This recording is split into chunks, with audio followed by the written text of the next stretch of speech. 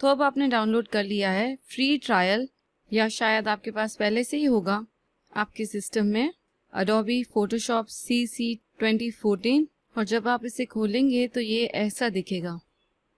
ये basic platform है और ये ओपन होता है अपनी स्टैंडर्ड सेटिंग में, लेकिन हम इसका लेआउट बदल सकते हैं। और अगर हम यहाँ पर जाएंगे तो ये आप चेंज कर सकते हैं, इसमें अलग अलग चीज़ें ऐड कर सकते हैं। और यहाँ पे आप अपने लेयर्स ओपन देख सकते हैं टूल बार में, तो आप इसे स्टाइल कर सकते हैं इसी तरह से। मुझे लगता है हम जो ये कोर्स में करने वाले हैं वो है लेआउट की स्टैंडर्ड सेटिंग को सेट करना।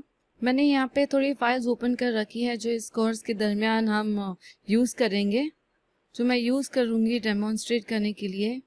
तो कैसे की जाए थोड़ी बहुत चीज़ें जिनके बारे में हम बात करेंगे इस कोर्स में।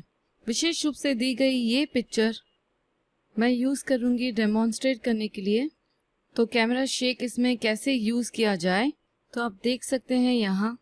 अगर आपके पास बहुत सारी खुली फाइल्स है तो आप ये बटन को क्लिक कर सकते हैं इनके बीच से चूज़ करने के लिए। तो ये एंड प्रोडक्ट है। तो ये जैसे कि रियल लाइफ में ये चीज़ आप यूज़ कर सकते हैं किसी भी तरह इमेज के लिए, और वो हो सकता है कोई भी, जैसे कि आपने ट्रैवलिंग में कोई शॉट लिया हो या वो आइटम्स जो आप ईबे पे लिस्ट करने वाले हो, कुछ भी। आप इन प्रोसेसेस में से एक शीट यूज़ कर सकते हैं। वाइड और चीप ब्रांड और बहुत ही नेचुरल चीज़ है जो बहुत ही आसान हो जाती है। बस प्रैक्टिस, आराम से, होशियारी से, और ख़ुद को बार बार फोर्स करना इसको करने के लिए, फिर ये और भी नेचुरल हो जाती है, फिर आदत हो जाती है, फिर इसमें बिल्कुल भी वक्त नहीं लगता।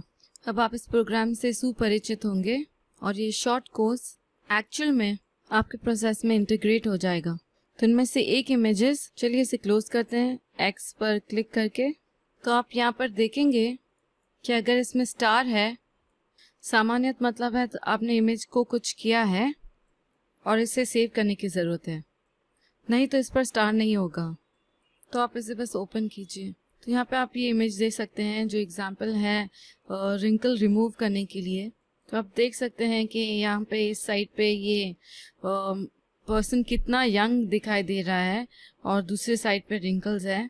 आप यूजुअली ये मैगजीन्स में देखते होंगे, मुझे भी यूज़ करना होता है अपनी खुद की इमेजेस के लिए। इस सदी में हम सोशल मीडिया में जी रहे हैं, हमारे लिंक्स होते हैं प्रोफाइल में और प्रोफाइल पिक्चर होता है और आप चाहते हैं कि आप हमेशा उसमें बेस्ट लगे। रियल लाइफ में हम अपने बेस्ट नहीं लगते हमेशा, इसीलिए जैसा कि आप देख सकते हैं यहाँ पे कितना कुछ किया गया है। जब आप एक्चुअली देखते हो वॉल्स क्लोज्ड है, इसे थोड़ा पर्क दिया गया है। ये अभी भी एक ही व्यक्ति है लेकिन इसने अपना पार्ट थोड़ा पैच कर दिया है और अपना लुक बिल्कुल बेस्ट बना लिया है। तो अब ये क्लोज कर दीजिए। अब यहाँ हमारे पास है बहुत ही खूबसूरत लैंडस्केप। हमने हमेशा खूबसूरत लैंडस्केप की तस्वीर ली है और हम चाहते हैं कि हम उसका बेहतरीन यूज कर सके, स्पेशली जब हम इन्हें कैमरा में कैप्चर करते हैं। कोर्स का एक सेक्शन होगा उसे यूज करना, एडजस्ट करने के लिए खूबसूरत तस्वीरें, ऑलरेडी खूबसूरत तस्वीरें, लेकिन हमारी इमेजेस अगर इतनी खूबसूरत ना भी हो, ये उनमें खूबसूरती भर देगा। और ये बहुत ही आसान प्रोसेस है इसे चेंज करना और इसमें अलग अलग इफ़ेक्ट्स देना। और एक बार आपको ऐसा इफ़ेक्ट मिल जाए जो आप सोचते हैं आपकी इमेज में जान डाल देता है, तो आप उस पर टिके रह सकते हैं या फिर कुछ नया भी ट्राई कर सकते हैं।